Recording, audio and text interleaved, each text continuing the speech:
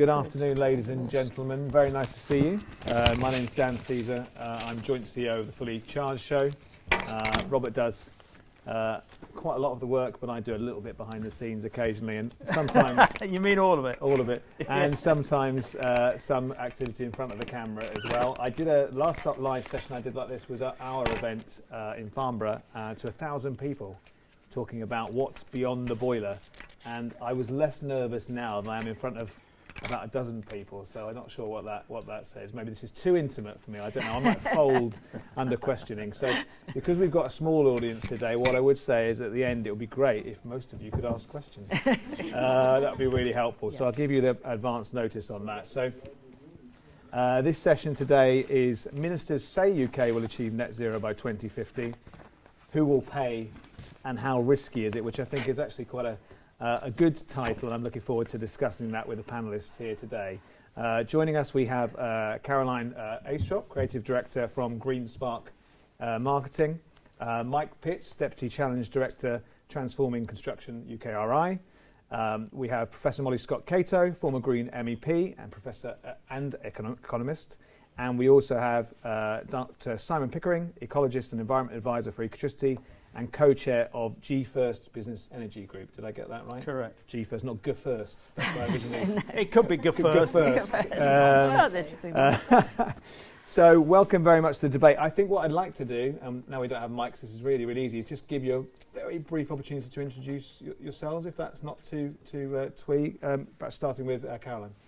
Yeah, good afternoon, everybody. Thanks for coming along. I'm a sustainability storyteller and PR specialist. So essentially I help anybody who's got a green message to tell to actually unearth the stories and look at how we can craft the stories in a way that's going to really resonate with their target audiences, but also in a way I help to teach people how to tell the green stories in a way that avoids greenwash, and they create authentic and passionate stories. A lot of the clients I work with are really passionate about that. Being green, they're small companies that are not necessarily selling green products and services. I've just finished working with a company in Cornwall that has 3 fish and chip shops, for example. But they do fantastic amounts to be green behind the scenes, and one of the first fish and chip shops in the country to get Marine Stewardship Council certification for selling sustainable fish. And they went, don't know if we've got that much to talk about. Blimey, they were a bit blown away by the amount of stories we had at the end for them to tell. So that's the type of thing I do. So hiya, Mike Pitts. You just heard from Sam in the keynote, so I'm his deputy, and when he talks about the challenge he inherited, and I wrote the business case for it. So we've been running this programme now for a few years. I've been with Innovate UK for 9 years. I joined as their sustainability lead, and I think over time I've ended up being given all the difficult jobs and trying to get people like Sir Mark Walport, a biologist, to understand why construction was so important for innovation. That was one of my jobs, and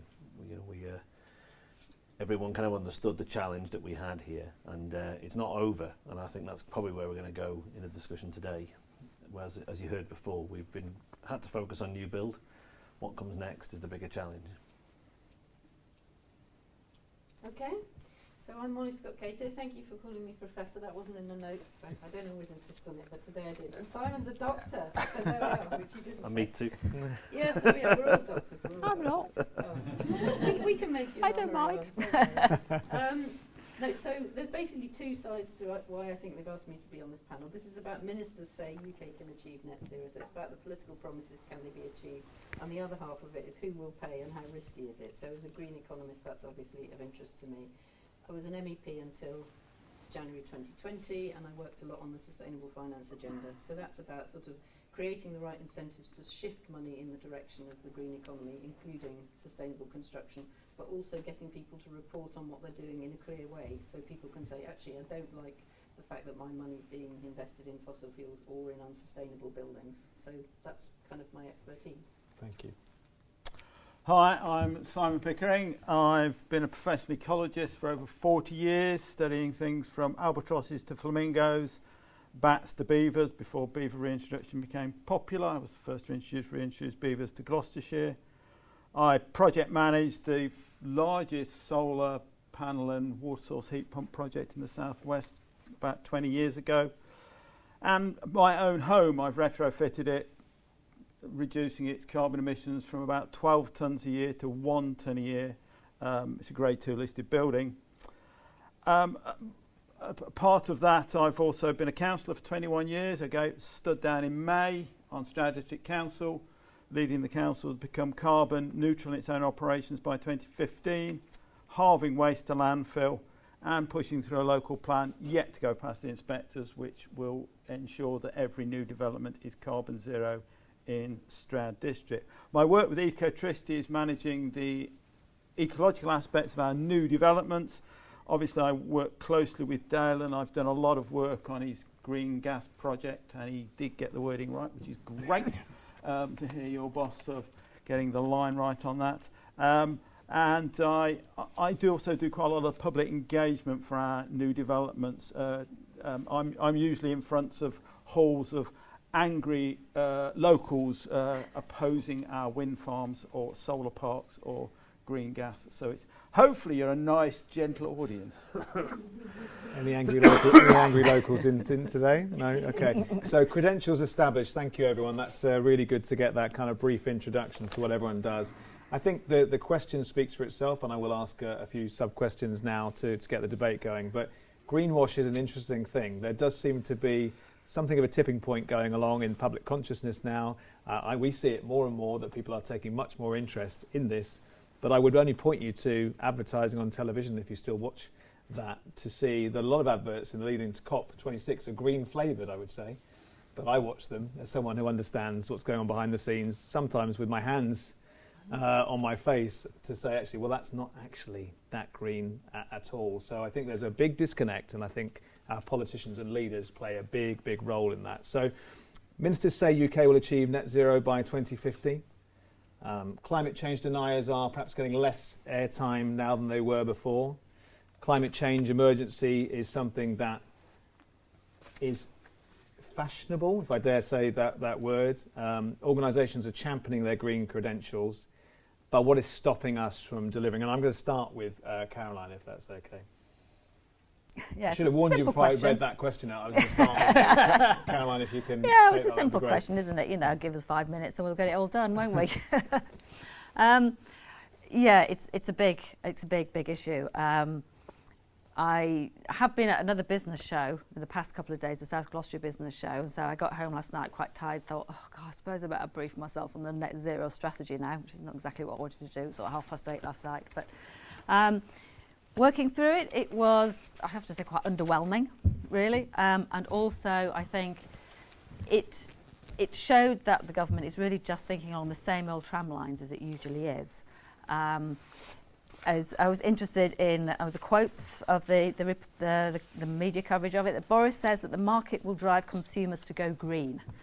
They're also seeming to be relying on public investment. I heard Kwasi Kwarteng interviewed on a Today programme yesterday morning as I was driving to the South Gloucestershire business show.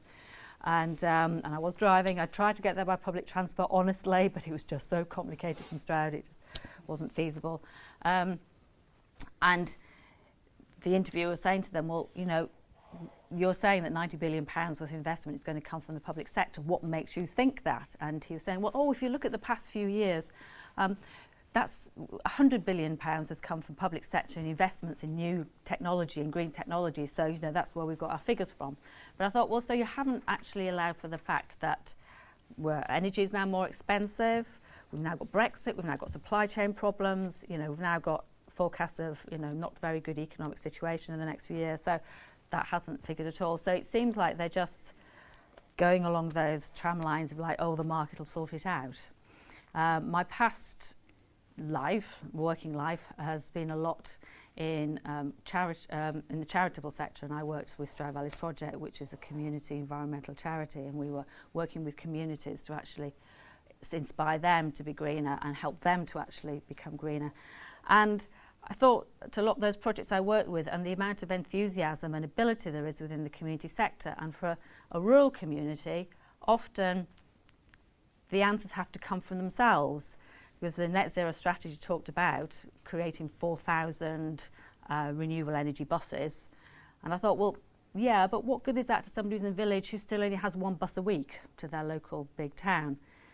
But there are fantastic examples around the place of communities that have started their own minibus service, providing transport for their local villages and connecting them up with other places. So for me, the strategy just lacked real vision, joined up vision in utilising everybody and everybody's skills at every level. And it struck me that it's written by people who are very much at the top level and have very little experience of how to actually create collaborative co-creation working.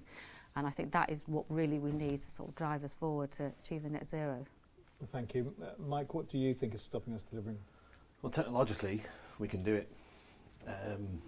The short answer is the media, I would say. Culturally, we're not. We're just not quite there yet. The government, speaking as someone who's always trying to get the kind of business cases through government in the right kind of way, you have a situation where they're doing whatever they can do to not get re-elected. They're not doing positive things to be re-elected. They're avoiding criticism in the media, and the cynic in me says a lot of the negative media around this is driven by some vested interests that don't want to change because they're making money very nicely. Thank you very much. But there's no reason why we can't. And actually, I'm starting to see a real change culturally anyway, across the country, across the world, saying we don't want it to be this way. We want a cleaner, better way of life. But it's also the way we sell a lot of this stuff. I am sick and tired of hearing a lot of this stuff being sold on energy saving and cost savings. The improvement in the quality of your life when you switch towards more sustainable solutions is just huge, and we don't talk enough about that, and it's those kinds of stories we need to get out there. So that's what I'd like to see a bit of difference. Fantastic, thank you. Professor.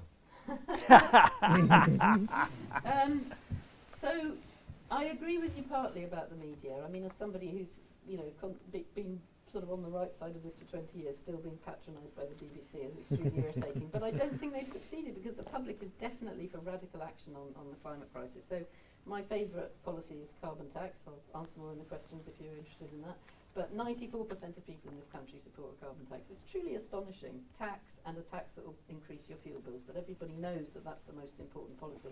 There's also strong support for a frequent flyer levy, for more investment in public transport, for public ownership of energy, so that we can manage that market towards sustainability. So the problem is a political problem, definitely. It's not a problem with what people in the country want. They're sort of wised up. The surveys show people in the red wall seats of the north and in the southwest all equally committed on this, which I think is very impressive. So I've got three political explanations for why we're not getting there. The first one is just a very clear lack of political commitment. So over the net zero strategy, we could clearly see there was a battle going on between the business department and Treasury. And Treasury still sees the green economy and the green agenda and the net zero transition as a cost rather than an opportunity. And that's really holding us back, because the Treasury holds the purse strings. They're not putting in the pump priming that's necessary to get all these markets working. The second one is a failure of commitment and inconsistency. So what businesses are looking for is a clear indication this is where the market's going. That's why I like carbon tax. It shows you here's the trajectory on the price of carbon. Companies then understand the kinds of investments they need to make. But what we've seen, as somebody pointed out this morning, is the Code for Sustainable Homes, introduced and then abandoned. The Warm Home Grants, introduced and then abandoned in less than a year, I think. So, and then, David Cameron hugging a husky and then calling it green crap. I think it was 2014 he said that. So there's a complete lack of consistency, so there's no clear signal to the market, so people just aren't putting in the considerable sunk costs in order to shift us in the right direction. And the third thing is the fact that, as you pointed out, this is all happening at the top level. What they should be doing is giving massive chunks of money to local government. Who's going to actually do the home retrofits? There's going to be Stroud District Council and other councils at a similar level across the country. But again, Treasury holding the purse strings, not allowing local government to do the investment it knows how to do, and I'm sure you'll tell us would willingly do if they just had the cash. Yep. Okay, what is stopping us? Or stopping the government? Saber-toothed tigers, probably. Human beings are adapted to avoid an immediate threat. Yes, people think ahead, but our initial fear And most politicians fear, having been a politician for 21 years, is not getting elected, and that's only a 4-year horizon. So one of the issues is not thinking ahead. Most of the people in this room won't be alive if we get the decisions wrong. We'll be dead. And that is also makes it, and we are the people in power and of influence. And that's a really telling point to think about, and so will the politicians. And so they're not thinking ahead. It's the lack of joined up thinking, and it's the political advantage. And one of the fascinating things today is that people have always gone back to sort of personal recollection and their first involvement. And we've all given a sort of bit of personal history. So it is down to being personal and personal action. And the interesting thing is that in this country, cutting your carbon emissions, about 65% of the emissions are down to personal action. All of our decisions. And I'll come back to that. I'll fill that out in an answer to another question, hopefully in a minute. But going back to who will pay, will pay. Those that can will pay. And one of the bizarre things in the big debate we've seen since the government published their document this week, there was journalists saying, well, how will the poor people pay for their air source heat pumps? That is not a climate change issue.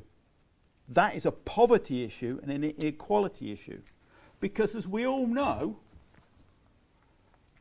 carbon emissions are directly related to wealth and disposable income. And it's those of us, the top 10%, which probably most of us fit into the world, top 10% of income earners, are responsible for 50% of the emissions. And it is those that can afford to pay, will have to pay, and can pay. And one of the most bizarre things in the debate about air source heat pumps I've seen this week is that the lack of discussion, and Caroline Lucas very neatly expressed it when she said, what's the point in putting an air source heat pump into an old house? It's like pouring tea into a broken teapot. It'll leak. But the point is, and Stroud District Council showed this in 2011, and the commercial company Mitchell & Dickinson showed this. If you've got an old leaky house in the Cotswolds and you've got 20k spare, remember, during the pandemic, £125 billion of private saving has been put away. Far more than the government's got to spend. This is private savings, the people who are still working. If you invest in retrofitting your house, do the right things at the right time, you get a return per annum of between 2 and 16%. Mitchell & Dickinson, company that does retrofitting, they think it's about an average of between 5 and 10%. So nobody is saying this message that the rich and wealthy, like some of us here, perhaps, I'm wealthy, but but I can afford it. You can actually, so Insulate Britain have got a point, but they're not saying it. They're just banging on about the government doing something. What the government isn't saying, and I'm really surprised it isn't, and I don't quite know what the answer to this is. Don't know what the answer to this is. Why aren't they broadcasting that all their wealthy supporters can actually make money? Because what's the return you can get on an ISA at the moment? 0.8%. If you invested 20k in retrofitting your home, you'll be earning 5 to 10%, and you'll probably pay for it in 5 to 10 years. There is a complete mismatch in both thinking, short-term thinking, and a complete misunderstanding of economics by this government.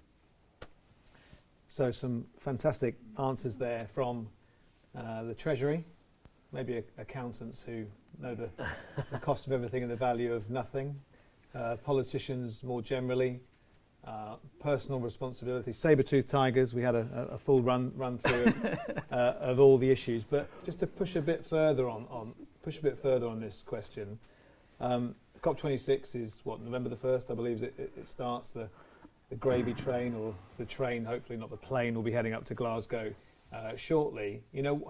How can we, personal responsibility, looking at our own budgets, investing in things might be something that we can do, but how can we as citizens actually apply further pressure to politicians and the media, who are very closely linked, of course? Does anyone want to take that? I'm happy to come in there, because I think some of this change has come about because of people like Insulate Britain and Extinction Rebellion putting pressure, There's no point, and I think there's quite a few councillors here, there's no point councils declaring a climate emergency and then allowing all sorts of developments to go on that are, I mean, I think we've all agreed today it's criminal that we're building homes, but at some point down the line, you're going to have to expensively retrofit.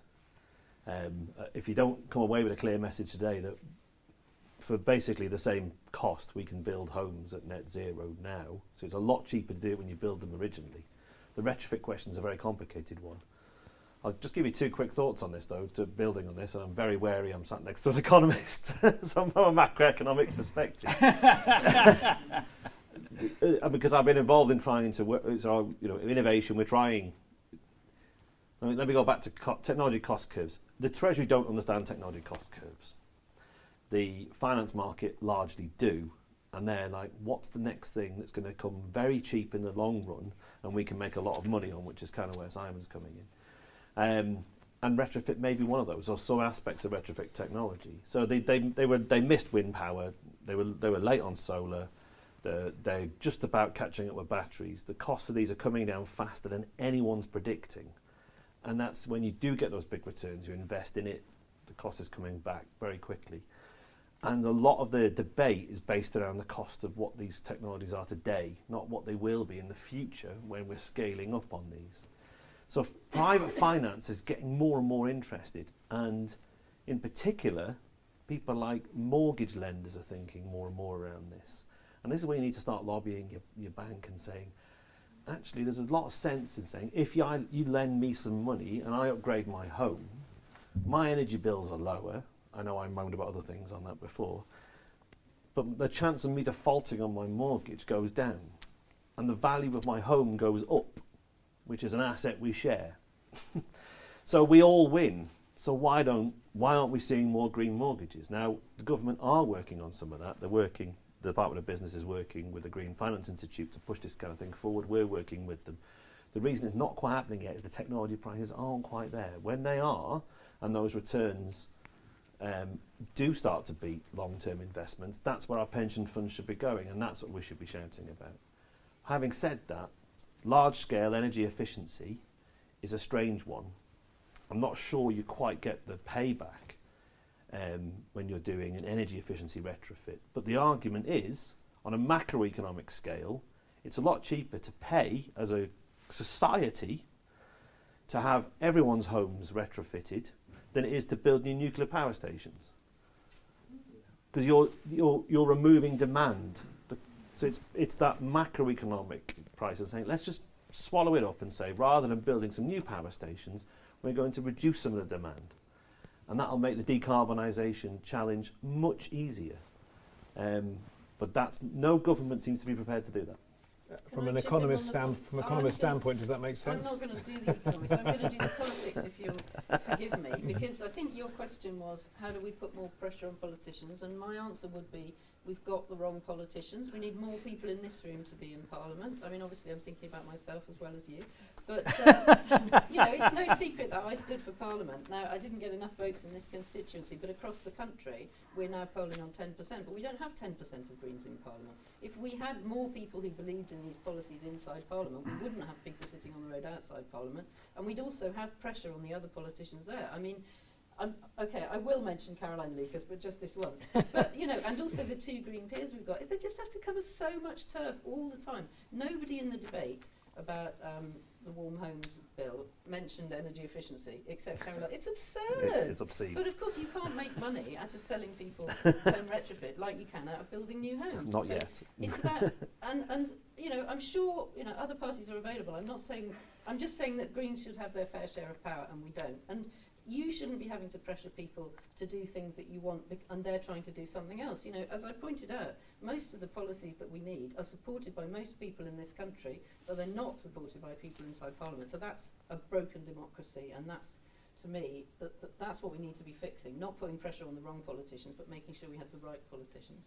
I'm pretty sure compares are supposed to be balanced, but I was nodding most of the way through all those answers, so I apologise. Maybe you could edit that out of the camera. But does anyone else have any thoughts on that, what we can do to, you know, COP26 is an opportunity, isn't it? A once in a generational opportunity in the British Isles. Is there anything more we can do in the next week or so to apply I don't know. pressure? I'm going to sue because I'm not of political or economic background as these people are. I'm sort of from conservation and the communication sort of people side of things. And I think from that point of view, a lot of people that I talk to, my friends that I deal with, we just don't know how.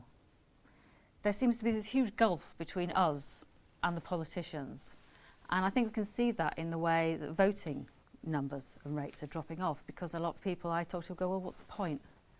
You know, what's the point? Nobody listens. It seems like we vote once every 4 or 5 years, and then from that point on, there seems to be no any other contact then, and there seems to be no way of talking to your MP.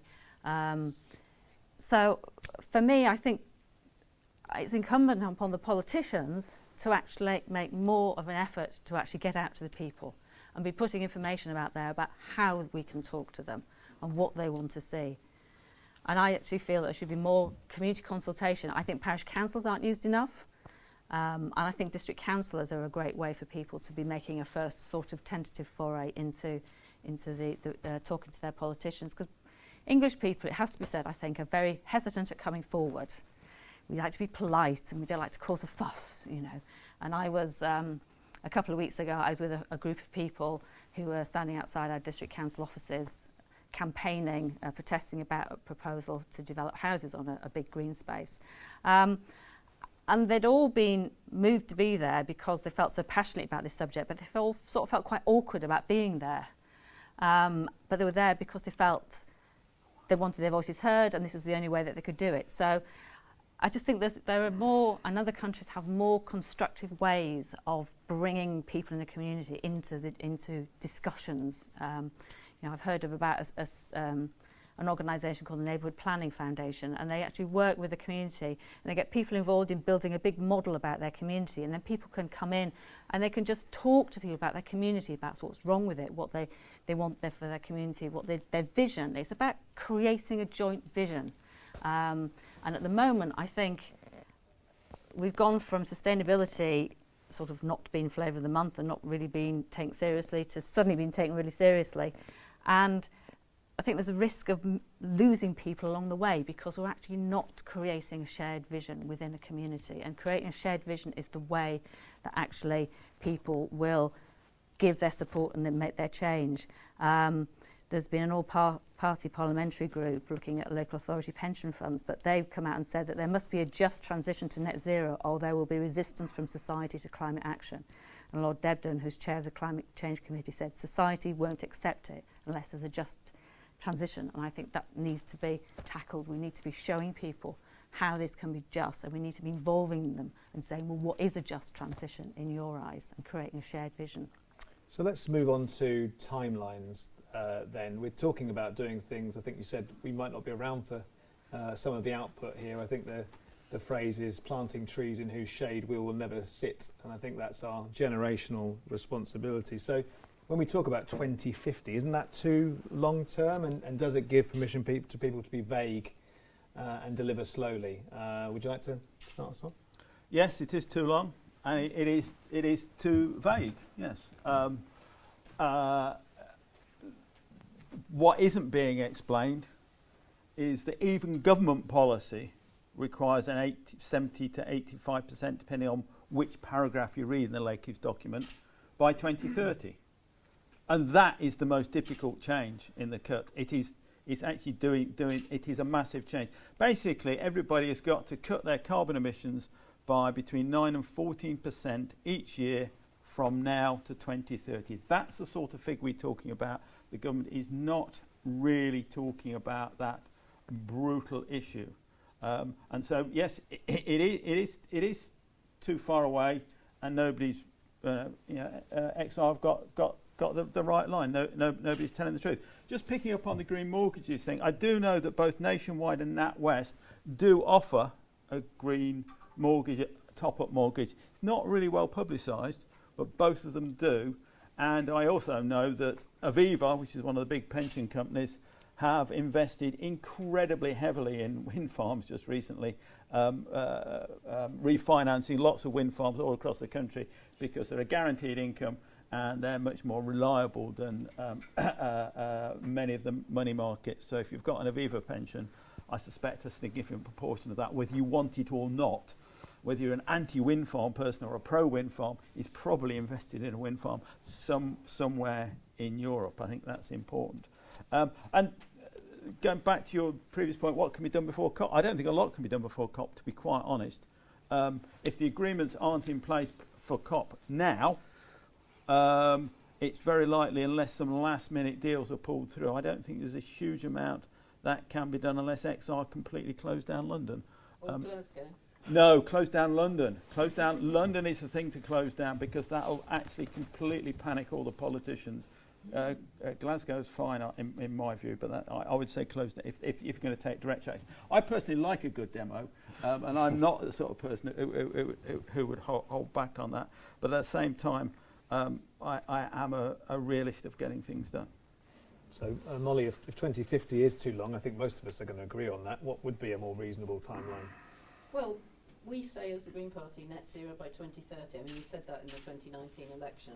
I honestly think that's not achievable now. We've got a very nerdy kind of committee of people who are working out what exactly is possible now. But 2050 is just miles too late. Just quickly on Aviva, when I was an MEP, I worked with Paddy Arbour, who's the sustainability chief guy at Aviva, and it wasn't what I expected to be working with pension companies and insurance companies, but they're absolutely leading the way on sustainable investment, because their investment values are being destroyed by climate change already, their properties and so on, and because they have to pay pensions to people in 30 years' time. So they are the people that need to invest for the long term, and that was, yeah, it was very interesting to me. So, I mean, I agree with the thrust of your question, which is politicians are making promises they will never be held to, because they'll be retired or dead before they come to fruition, and that is totally outrageous. And that's why Greta's right when she says, you know, this is just blah, blah, blah. You know, how old is she now? 17, 18? She knows that these are people who, when she's suffering the consequences of their inaction, will be long gone. And I see why her and other young people like her are infuriated by that. So what really matters is what we do today. Obviously 30 years ago would have been good. We haven't got that opportunity. But what we do this year, next year, is what really matters. And we have to have achievable CO2 reductions every year. So that's what we said in 2019. 100 billion investment to achieve it every year. And every year you reduce your CO2 emissions. Whereas what they do is they set a distant target and then they keep missing it.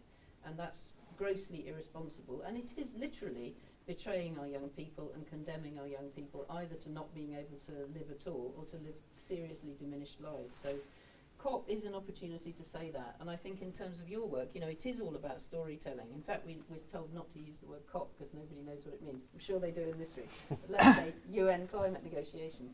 But yeah, because the world will be there, everybody will be looking, and I think there still is an opportunity for lobbying. I mean, you know, I've already said carbon tax once here. I say carbon tax everywhere I go and always on Twitter every day, because I think that's the most important policy. So I think, you know, something concrete, something you can actually do. And then whenever it comes up in conversation, you just repeat that to somebody. What they should be doing is, you know, yours might not be carbon tax, but whatever it should be, big investments in home insulation, reducing energy demand, like you said. Whatever you think the thing is, every time somebody mentions what the hell's going in Glasgow, you know, just use that as an opportunity, because it's a really important communication opportunity. It is already everywhere, and we'll hear a lot more of it over the next month. So that's opposite of vague, that's specific, that's great. Next. Well, as I said before, technologically we can do it now. Yeah. We can, with a lot of these things we can do sooner. Well, I think once something's been proven that we can do it, we should be setting those targets again. And, you know, sticking in your area, cars, for a long time the auto sector said, oh, we can't reduce emissions. Tailpipe emissions legislation was brought in and they met them. They innovated their way out of it and they've carried on doing it. You set hard targets, industry will meet it, they'll find a way to do it. Where's the bravery? Where's this idea we can negotiate with the climate is bonkers. You know, it's an absolute, we can't fight physics. I remember one of my favourite stories is when the Tory government first came in and they put down the red tape challenge. They wanted to get rid of anything that was holding back business, and someone told a group of Tory MPs that the second law of thermodynamics got in the way quite a lot, and so some of them actually thought they could repeal that law. That does affect us. But you know, all joking aside, that we are the idea that right now there are homes being built that aren't net zero is a disgrace. You know, going back to the title of the thing, who's paying for it? We're already paying for it. People buying those homes are going to have to pay a huge amount more in due course to meet the kind of targets we've set.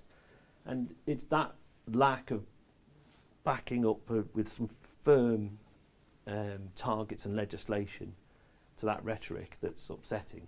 You know, once we've proven we can do something technologically, push us forward as a nation. Adopt it. Go ahead and say that this is how it was done from now on. It's bonkers. It's, you know, we're still driving SUVs and. They should be banned. No, it's ridiculous. Yeah. So there's it, and I think that's actually would be quite popular. That's the really sad thing. So it's coming back to what I said before. There's kind of pervasive air in the media of trying to confuse it all. I mean, I think let's get some nice, clear clarity and say we'll all live better lives. You know, if you've got an insulated home, it's quieter. If you've got it all set up properly, your air quality is better, so you'll sleep better. You'll have greater comfort. You'll be able to use more of your home because it'll all be the same temperature. You know, these are things that people value hugely, and we don't explain that that's what this is about. You know, the air quality outside your home is better. The reason I switched to an EV is not because of carbon or cost or anything. It's because I was sick of polluting children. I don't want killing children every time I drove. We should hang our heads in shame with some of this. So tying up both aspects of it, yeah, what can we do ourselves is just look at what's there already, and business will step up to meet it, I'm sure. So Karen, any quick final thoughts before we move to the last question? Yeah, I mean, I essentially agree with what's been said by the rest of my fellow panellists. I pick up on what you're saying about what we tell people. And for me, as a storyteller and communication person, this is a real key thing. And I think it's one that the sustainability sector needs to get to grip of, because for most of the past decades, the sector's been talking about save the planet, which is fine, because it needs to be saved, obviously. But in the past 10, 15 years, there's been the growth of a new branch of psychology called environmental psychology, and it's looking at how people respond to environmental messages and how you need to frame those messages in order to press their action buttons. And there's been lots of research work doing that, and a lot of the big companies actually have been doing market research as well, because obviously they want to keep abreast of consumer thinking, but you know, what they've been finding, and they've made the results public, so it's been very useful for the rest of us. And what seems to be coming out is that we respond to messages in different ways. And the message of save the planet only resonates with a certain small percent of the population. And we all, the model I particularly use has 4 different personality groups. So you have the advocates who are really passionate about being green. You have your aspirationals who want to be greener but don't quite know how. But for them, what's the most important thing is their peer group and their tribe. What are their peers doing? Are they being greener? And then if they themselves are being greener, they want to be seen by their peers to be greener. They want to be part of that group movement. But their favourite pastimes are shopping, fashion, they're the style followers. You know, they're people who, dare I say it to the advocates, might seem somewhat shallow and not sincere. But if you show that being green is part of what everybody's doing, and they have a chance to be seen to be being green, and you use all those peer group pressures, then you can get them on your side. There are people for whom the practical side of things is the important thing. What is the cost effectiveness? What is the efficiency of what they're buying? Does it do the job as well, or even better than what they usually buy? They're not averse to being green, but it's not top on their list of priorities. And then you have your indifference, and they just think the whole environmental thing is just, you know, nonsense, and they'll only be green when there's no other choice. So you sort of ignore them, really. But we need to be talking about different messages. So we need to be talking about what you were saying about things like your own personal quality of life. We need to be talking more about the personal benefits. So the Save the Planet, the wider, more altruistic message is still important, but we've got to be talking more about the personal benefits and stop viewing people as just being selfish when we're just talking to them about how they personally and their family are going to benefit. Frankly, I don't care how people get onto the being green as long as they actually get onto being greener, because we haven't got long. 2050 is a long way away, and I think the IPCC actually said we've got, 12 years ago, which was about 2 years ago, I think, so we've actually got probably less than 10 years, so we haven't got long. So, you know, my book, you just get people onto being green, by hook or by crook. So on the subject of time, we're running out of it a little bit, so we're going to do a quick fire round. I'm going to ask everyone to give us 2 barriers they would lower effectively to help us commit to net zero. But before I give them that, give them a bit of warning, just start to think maybe about a couple of questions we might take from the audience as well. So in no particular order, can you maybe each give us quickly a couple of barriers that you would like to lower now, which will help us commit to net zero? Well, I'll just say on the SUV point, yeah, because I'm sorry, because I gave up my car, so I wasn't polluting, and it's incredibly difficult, and all the people that are buying electric cars are being outweighed by people, like 3 times by people that are buying SUVs, and it just totally does my head in. So I think a barrier to people making the green choice over transport is public transport, so let's just invest very heavily, so there's a bus here every hour from Stroud, for example. That kind of thing. I think that's a barrier. That's a brilliant barrier. One more, if you can. You don't have to do it straight away. Think about a financial. Think about it. So, anyone else? Barriers? Well, I'll always say there should be more innovation funding because that's what we do. So more money for businesses to innovate faster because that's what we're talking about, doing things faster. Innovate UK exists to just help companies innovate faster than they did before, removing all kinds of barriers. Yeah. And we'd love more money to be able to do more of that. I'll see what I can do. Any other barriers? I've got one now. Yes, great. So there's a big problem coming with COP because there isn't enough money for the lower income countries of the world to invest in the sustainability transition. But the World Bank, the IMF, can actually create money out of thin air. And so to me that's a barrier that they're not doing that. So back in August they created 650, I'm going to check my notes now, 650 billion in these SDRs. So $650 billion worth of these currency, which can be converted into any currency in the world. And the barrier is that they're not doing that because that was COVID, but they could invest that and pay for all the climate action with that. So a barrier is Christina Georgieva isn't going to do that. Is that a barrier? That's a very, very good one. I think Mike would like some of that money for his innovation, but you've been only a small amount. Taking that away. All gets levered. It's crazy, isn't it? So we can't afford to save the planet. That's no, I'm afraid I'm. Oh, we'll just let it die then. Yeah, I'm nodding in agreement. Just make up the money. Caroline, I think I'm going to pick on money, but I'm going to pick on it in a different way. 60% of people in this country get working tax credit. That means that they don't earn enough in the government's eyes to actually have a basic standard of living, so they have their income topped up by benefits. Also, about 64%, 65% of people don't know how much money they're going to get the next month because of, the way we do contracts like 0-hour contracts and things like that. If you're in that income bracket, if you're struggling every month to know where make ends meet, you can't afford to pay extra. A lot of sustainability products have premiums put on them, and a lot of sustainability companies have a business model where they can sell it so that it is more expensive. We can't do that. We have to make sustainability cheap. And I don't know how you do it. I haven't a clue. I'm not something, but cheaper. This is a complete fallacy. This media belief that everything's going to cost more. It's not. Well, less. But if you go into the shops, it does. Usually, the sustainable products, organic products, cost more. That's greenwash stuff. But I think we're talking about things like I pick it myself. I go and choose that myself. Transport, all of these things. The greener alternatives are always going to be cheaper in the long run. The initial outlay might be more expensive, but it's like people saying, your fuel bills are higher, but you take the money from the fuel bills, like I said with the carbon tax, you invest that in warming your home, you don't need so much fuels, your bills fall. So that's the point, we need the public investment to then reduce the cost to everybody. Yeah.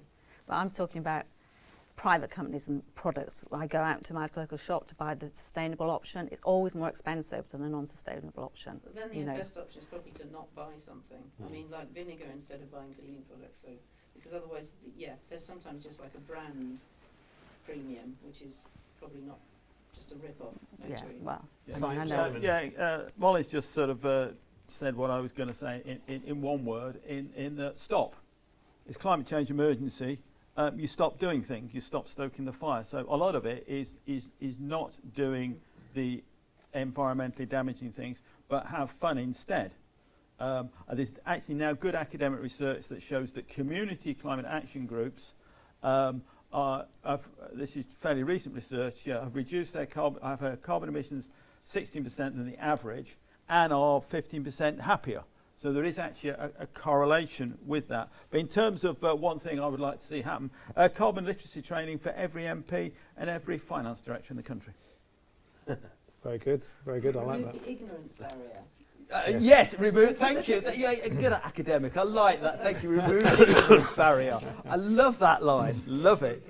So that's been a fantastic debate. Now's the opportunity for you to ask a question. So I hope you've been sort of quietly percolating your questions. Put your hands up if you'd like to ask something.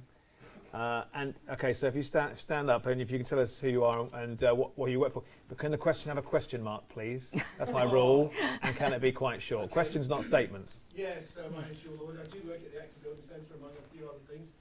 It strikes me we need to make better friends with the politicians that we've got, because they don't change very often. So it's better to use the ones we've got, just as we retrofit buildings. It's about retrofitting politicians.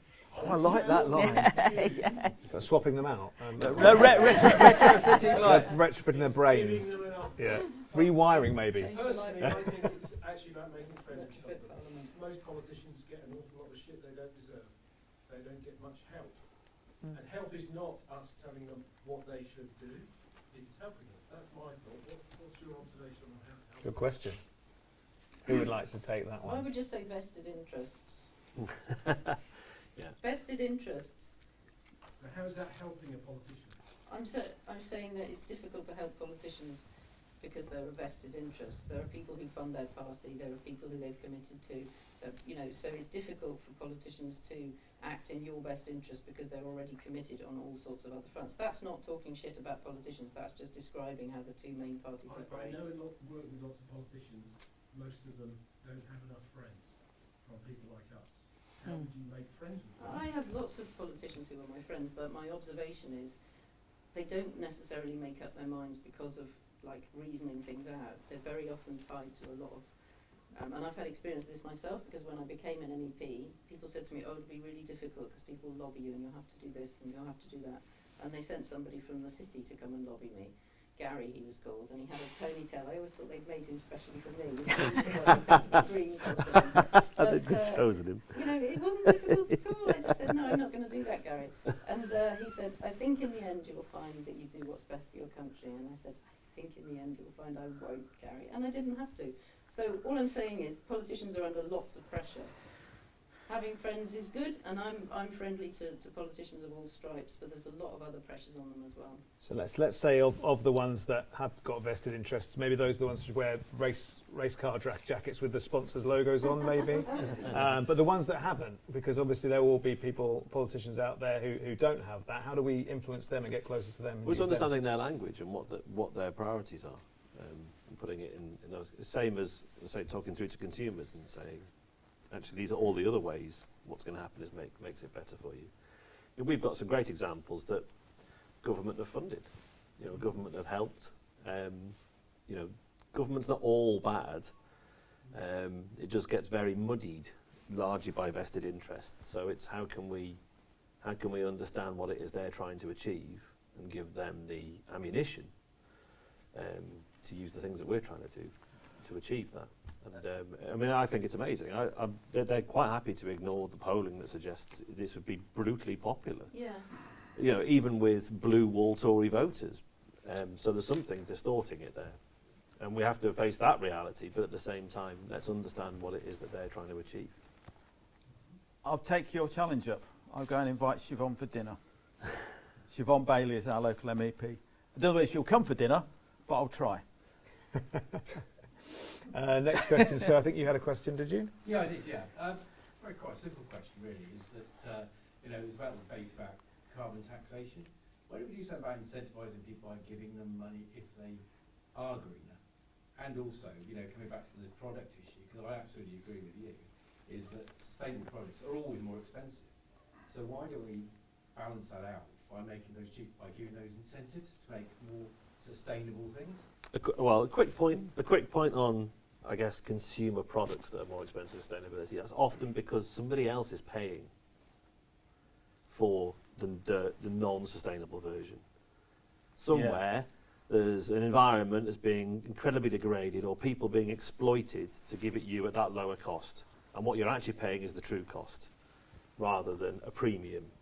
I'm not saying that's universal, but in most cases, if that's what's happening, think about it and go, that's probably because it's a bit like, you know, if you are a meat eater and you buy high welfare meat, it's going to cost you more money, and it's horrible to think what the lower cost actually implies.